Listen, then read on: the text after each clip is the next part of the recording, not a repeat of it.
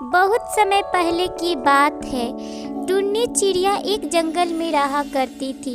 उसकी शादी के 7 साल हो गए थे, फिर भी उसके कोई बाल बच्चे नहीं थे। वो बहुत ही दुखी रहा करती थी। वो पूरे जंगल में अकेला ही थी जिसके कोई बच्चे नहीं थे। वो बहुत ही उदास रहा करती थी। एक दिन टुन्नी चिड़िया उदास होकर जंगल में बैठी थी अकेला। फिर उसकी सहेली आती है। सुनो सहेली सुनो, झरने के पास एक बाबा आए और सबकी मदद करते हैं। उनके आशीर्वाद से सब कुछ अच्छा हो जाएगा। वो सबकी मदद करते हैं, तुम्हारा भी हो सकता है। एक बार चल के तो देखो झरने के पास। ठीक कह रही हो बहन, एक बार हम बंटी चिड़ा से पूछ ले रहे हैं, उसके बाद हम लोग कल चलेंगे। आज रात को बंटी चिड़ा आ रहे हैं तो हम उनसे बात करते हैं। कल लेके चलना मुझे झरने के पास। बंटी चिड़िया जब रात हो जाता है तो आता है। टुन्नी चिड़िया बोलती है, सुनो बंटी चिड़ा, हमारी एक सहेली आई थी, बोल रही थी कि झरने के पास कोई पंडित जी आए हैं, उनके आशीर्वाद से सब कुछ अच्छा हो जाएगा, हम लोगों के जीवन में खुशियाँ आ जाएगी। क्या हम लोग जाएंगे एक बार वहाँ पे? सुनो टुन्नी चिड़िया, ये सब गलत है। कुछ नहीं होगा वहाँ पे जाने से, डॉक्टर ही बोल दिया है तो हम लोग क्या करें। ये सब नासमझी की बात होती है। कल हम जाएंगे बंटी चिड़ा, एक बार जाने तो दो हमें। क्या बोलते हैं बाबा जी? ठीक है, कोई बात नहीं, तुम्हें जाना है तो जाओ, आज शांति से सोने दो और सो जाओ। फिर कल सुबह होते ही टुन्नी चिड़िया और लाली चिड़िया दोनों चली जाती हैं झरने के पास। सुनहरे झरने के पास बैठे थे पंडित जी और बोलता है। फिर जाकर टुन्नी चिड़िया उनसे मदद मांगती है और बोलती है, बाबा जी मुझ पर कृपा कीजिए, सारे जंगल में मुझे बाज करके बुलाते हैं लोग। 7 साल शादी का हो गया है, अभी तक एक भी बच्चा नहीं हुआ है। लोगों के ताना सुन सुन कर लगता है कि हम मर जाएं। आखिरी उम्मीद लेकर आई हूँ आपके पास बाबा जी, मुझ पर कृपा कीजिए। तुम पर शनि देव नाराज हुए हैं। तुम शनि देव का पूजा करोगी तो तुम्हारे गोद भर जाएंगे। तुम शनि देव को पूजा करके उनको खुश करो। हर शनिवार को तुम पीपल के पेड़ में जल दो और अपनी खुशी को वापस लाओ। टुन्नी चिड़िया बोलती है, ठीक है बाबा जी, मैं ये उपाय भी करके देख लेती हूँ। मुझ पे शनि देव खुश होते हैं या नहीं? फिर टुन्नी चिड़िया हर शनिवार को पूजा करने लगती है, पीपल के पेड़ में जल डालने लगती है और पूजा करती है। शनि देव एक दिन कौवा बनकर आए और उससे बातें कर रहे थे। बोल रहे थे, तुम ये पूजा क्यों कर रही हो? तुम पर शनि देव खुश नहीं होंगे। मुझे पूर्ण विश्वास है शनि देव पे, मैं उनका पूजा करूंगी और उनके विश्वास से ही देखती हूँ क्या होता है। फिर वहाँ से शनि देव चले जाते हैं। भ्रमण करते करते देखते हैं कि ये तो बहुत ही श्रद्धा से पूजा कर रही है। एक दिन टुन्नी चिड़िया और बंटी चिड़ा बातें करते हैं। तुमको इतने दिन हो गए पूजा करते हुए, आज तक क्या हुआ? कुछ हुआ? कुछ नहीं होने वाला है। तुम मान क्यों नहीं लेती कि हम लोग अब माँ बाप नहीं बन सकते हैं?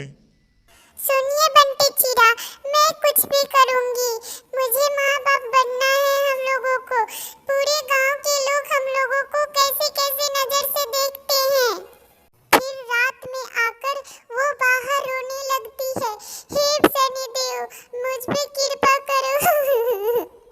मैं अब क्या करूं? मैं अपनी तरफ से पूरी कोशिश कर रही हूँ। फिर शनि सनी देव उसका परीक्षा लेने के लिए आते हैं, रूप बदल के कौवा बन के, और काव काव बोलते ही कहते हैं, सुनो बहन, मुझे बहुत ही भूख लगी है। मैं 2 दिनों से खाना नहीं खाया हूँ। मुझे दे दो कुछ खाने के लिए बहन, मुझे कुछ दे दो बहन खाने के लिए। तो टूनी चिड़िया खाने के लिए कुछ दे देता है काला कौवा को। तो सनी देव बहुत ही खुश हो जाते हैं, वहीं पे प्रकट हो जाते हैं और बोलते हैं, अब तुम्हारा मनोकामना पूर्ण हो जाएगा। तुम बहुत ही खुश रहोगी। तुम किसी के मदद करने से पीछे नहीं हटती हो। फिर आशीर्वाद देकर चले जाते हैं सनी देव अपने ही रथ पर घूमते हुए आकाश में। और टूनी चिड़िया बहुत ही खुश हो जाती है बंटी चिड़िया के पास और उछल उछल कूद कूद बोल रही थी, सुनो बंटी चिड़िया, अभी अभी आए थे सनी देव, मुझे आशीर्वाद दे के गए हैं। हम दोनों माँ बाप बन सकते हैं। अब हम लोगों को कोई ताना नहीं मारेगा। अब हम लोग माँ बाप बन सकते हैं। फिर दोनों बहुत ही खुश हो जाते हैं। फिर कुछ दिनों के बाद वो दोनों दो बच्चे के माँ बाप बन जाते हैं और खुशी खुशी उसी जंगल में रहने लगती है टूनी चिड़िया और अपने उसके बच्चे भी, सोनू और मोनू। एक जंगल में टूनी चिड़िया रहा करती थी। वो 2 अंडे भी दी थी और वो अंडे को छोड़कर जाने वाली थी बाजार में समोसे की दुकान लगाने के लिए। और वो सोचती है कि थोड़ी देर अंडे के पास बैठ के देखभाल कर लूं कि यहाँ कोई है तो नहीं, लेकिन उसे कोई नहीं दिखा। लेकिन वहाँ पे एक कौवा था। वो चुपके सारे देख रहा था कि कौन क्या कर रहा है। वो अंडे देख लिया था। वहाँ से टूनी चिड़िया चली जाती है समोसे की दुकान खोलने बाजार में। समोसे बनाने लगती है और बहुत देर हो जाता है। फिर सोचती है, अरे कितना देर हो गया, मैं नहीं जाऊंगी तो मेरी बेटी को कौन ध्यान देगा, और मेरे अंडे ना जाने कुछ हो जाए तो मैं जाके एक बार देख के आती हूँ। तब तक उसकी सहेली वहाँ पे आती है और बोलती है, सुनो टूनी चिड़िया, हम वहीं से आ रहे हैं। तुम्हारे अंडे अभी सुरक्षित है। हमने देखा वहाँ पे कोई नहीं था और अंडे सुरक्षित थे। ये बात सुनकर टूनी चिड़िया बहुत ही खुश हो जाती है और अच्छे से अपने समोसे की दुकान चलाने लगती है और खुशी खुशी वो अपना धंधे पर ध्यान देती है। फिर शाम होते ही अपने घर की तरफ लौट रही थी टूनी चिड़िया। तब देखती है कि अरे ये तो मेरे अंडे गायब है, घोंसले बचे हैं सिर्फ, कौन ले गए अंडे? फिर टूनी चिड़िया से मोनी चिड़िया बोलती है, तुम्हारे अंडे को लेकर गया कौवा और कौवी, मैं देखा हूँ।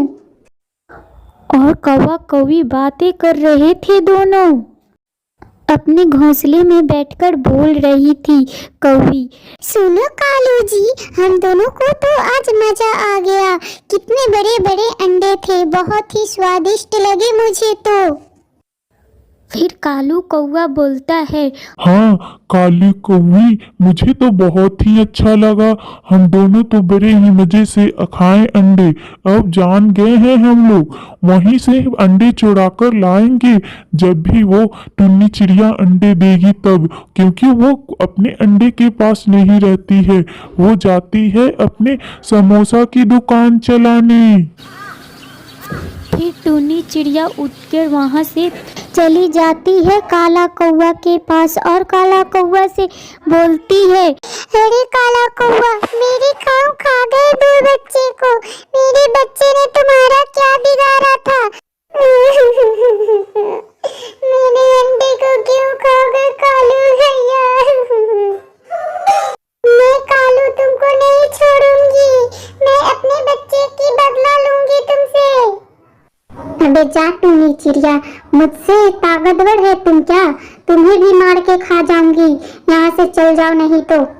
वहाँ से टूनी चिड़िया चल जाती है, दूसरे जंगल में अपने घोंसले बनाती है और वहाँ पे रहने लगती है।